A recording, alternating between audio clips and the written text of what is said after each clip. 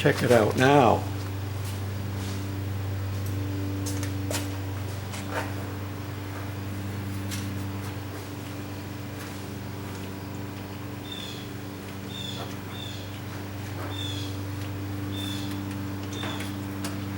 No more bouncing. Comes up and stops. Woo-hoo! You gotta love them shock absorbers. Yes, sirree ball. Hey guys and gals, it's me, George, the Shade Tree Fix-It Man. And boy, have I got an update for you today on the Goofy Cart. The main thing that I have been working on is the shock absorbers, as you saw in the little clip at the beginning. And my brackets here are welded in place, and my Ford Model A and so forth wrenches are welded on the frame and have bolts welded on the top so that the shocks are mounted up there permanently. The headlights are just clamped in place. I'm trying to decide if I like the way I've got them. The wrenches are not exactly the same size, so I'm not sure if that's really going to make a difference. I'm thinking about just welding them on and leaving the ends. The other possibility is that I might cut it right at this angle here and then weld this right to the inside here. And I'm kind of leaning towards that. It's a little cleaner. If I leave these pieces here at the bottom, I mean, it's cool, but I don't know, a little too busy. I've already got a lot of busyness going on up front.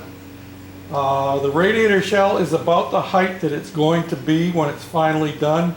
The motor is at the final height. It's not bolted on. There goes the headlight. It's all right. Headlight, yeah, the headlight. The motor is not bolted on, but it's on the new stand that it's going to go on. I've got to cut it down and drill it and weld it and all that kind of stuff. And yeah, I'm kind of liking it. I'll take you in a little bit closer for some shaky cam work, and perhaps you get a better idea here of how our wrench is set up with a bolt welded to the top and our shocks. Yeah, and I got overzealous and tried to weld both sides and melted this, but that's okay. I have another pair of shocks, and I was smarter on the other side, and I didn't have that problem because I waited till the first side cooled before I tacked the second side, and I didn't finish welding it. So yeah, and perhaps staying right here is a good way to look at my wrenches that are holding the headlight buckets.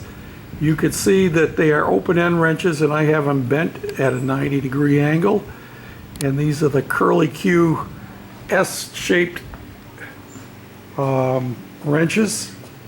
Very reminiscent, same idea as the one that's our gusset on the front axle.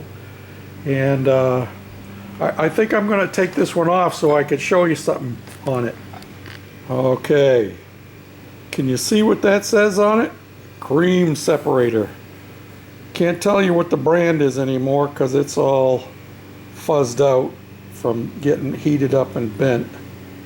But yeah, that's kind of cool, I thought. That's the general idea. That's the general idea of what I'm thinking about for that. And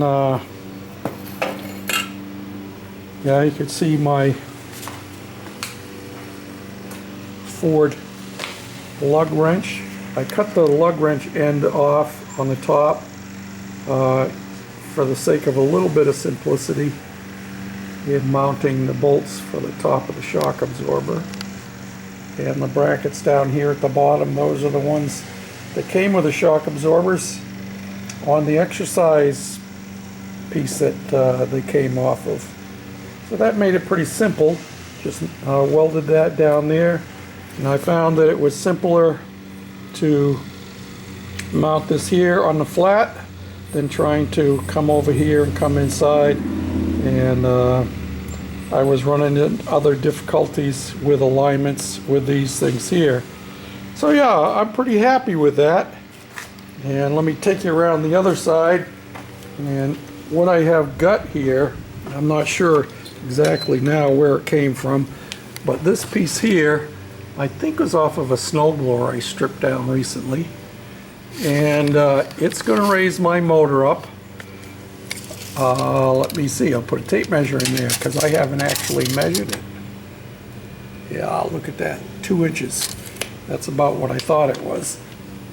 But I've got to cut it back in here somewhere, or maybe I'll just cut it even with a frame and then box the end in. We'll see when I get there. And I took that long dipstick off that was on it because it was getting in the way of the cowl. And I just put a plug in the hole for now. I'll make a new dipstick eventually. And we'll get the top end cleaned up and the motor cleaned up.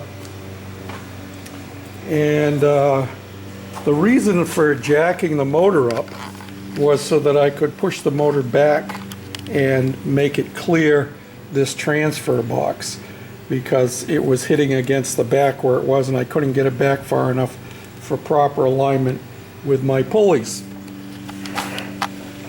which are there. And one of the things I need to do when I get my lathe set up is chuck this baby up in the lathe and turn this thing down, clean it up, you know what I'm saying? I'll probably grind most of this off before I get there. But yeah, that's one of my first projects. And then the other projects will have to do with the brakes. And the more I investigate and the more I look at it, the more I think I'm probably going to go with one disc brake in the back, like I had mentioned before, this Chrysler product rotor and caliper. I can rebuild the caliper for like $4, and then we'll be, I think I can use that thing right there. I told you that before. I think I can use that as the adapter to get the disc mounted on the axle. Nothing else going on back here, and that's where we're at today. I've been working on the front end, and you saw, I'm going to insert right here a little clip of a wowee and a thank you Lord that I found today to do with our lathe. One step closer. Never underestimate the power of the horde. Large, medium, and small. In the bottom of a bucket full of nuts and bolts and all kinds of other good stuff. Just the right size for going down inside of there. Of course, George dropped the set screw, so now it has an Allen screw in there instead of a straight slot, and there it is. It works the way it's supposed to.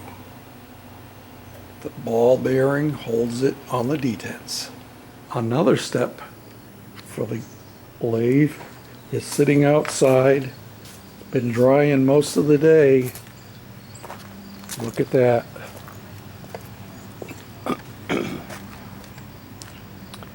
Nice and shiny and gray to match the rest of the lathe.